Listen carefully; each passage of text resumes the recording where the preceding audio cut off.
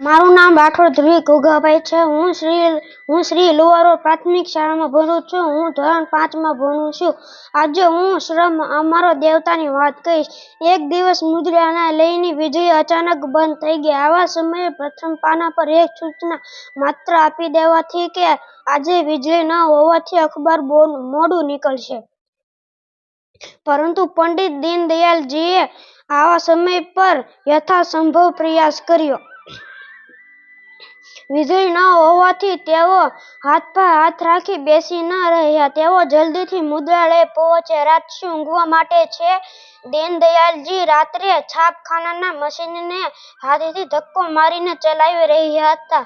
તેને આચરણથી જ શિખામણ આપી. એટલે જ આ દેશમાં અવારનવાર કહેવામાં આવે છે, શ્રમ અમારો દેવતા છે. પરંતુ શિક્ષણ ક્ષેત્રમાં આ દેવતા દેખાતા નથી.